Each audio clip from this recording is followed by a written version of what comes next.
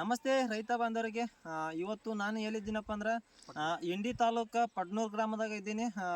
Address ನಿಮಗೆ Bhimashankar 60 sir ಹೊಲಕ್ಕೆ ನಾನು ಇವತ್ತು ಬಂದೀನಿ, ವಿಸಿಟಿಂಗ್ ಬಂದಿದ್ದೀನಿ. ಕೆಲವೊಂದು ತಿಂಗಳಿಂದ ನಮ್ಮ ಸಂಜೀವಿನಿ ಅಂತ active Max, active jam, activity ಕೊಟ್ಟಿದ್ದೀವಿ. ಒಂದು ಅದ್ಭುತ ಮಿರಾಕಲ್ ರಿಸಲ್ಟ್ ಬಂದಿದೆ. ಅದನ್ನು ಸ್ವತಃ ರೈತರು ಅದರ ಯೂಸ್ ಮಾಡೋದಂತ ರೈತರು ತಳಗಡೆ ಕೂಡ ಡ್ರೆಂಚಿಂಗ್ ಕೊಡಿಸಿದ್ದೀನಿ ಮತ್ತು ಮೇಲೆ ಸ್ಪ್ರೇ ಮಾಡಿಸಿದ್ದೀನಿ. ಅದನ್ನು ಯಾವ ಥರ ರಿಸಲ್ಟ್ ಬಂದಿದೆ ಅಂತ ಸ್ವತಃ ರೈತರ ಬಾಯಿಲ್ಲ ನಾನು ಶೇರ್ ಮಾಡೋಣ. ಇದನ್ನು ಸ್ವಲ್ಪ ನಿಮಗೆ ಏನು ಅನಿಸೈತಿ, ಏನು ಮೊದಲ ಗಿಡಗಳು ಸ್ವಲ್ಪ ಕುಂಠಿತಗೊಂಡಿತ್ತು ಅಂದ್ರೆ ಎಲ್ಲಿ ಮುಟ್ರ ಆಮೇಲೆ ಕಾಯಿ ಯಾವಾಗಾರ ಆಗೋದು.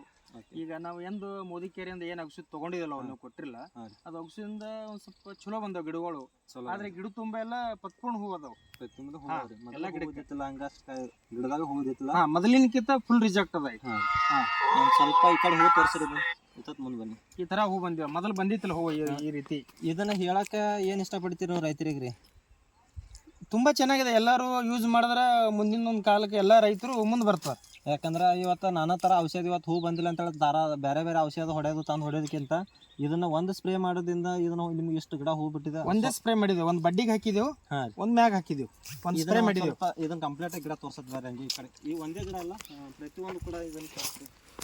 ಈಗ ನೋಡಿರಿ, ಇದು ಕೂಡ ನೋಡ್ಬೋದು ಯಾವ ಥರ ಬಂದಿದೆ. ಮತ್ತು ಸೊ ನೋಡ್ಬೋದು, ಒಂದು ಅದ್ಭುತ ಮಿರಾಕಲ್ ರಿಸಲ್ಟ್ ಅಂತ ಹೇಳ್ಬೋದು. ಯಾಕಂದರೆ ಪ್ರತಿಯೊಂದು ಕೂಡ ಹೂ ಸಿಕ್ಕಾಪಟ್ಟೆ ಗಿಡಕ್ಕೆ ಹೂ ಇತ್ತು. ನನಗೆ ಕೂಡ ಆಚಾರ ಅನ್ನಿಸ್ತು ಬಂದು ನೋಡಿದಾಗ.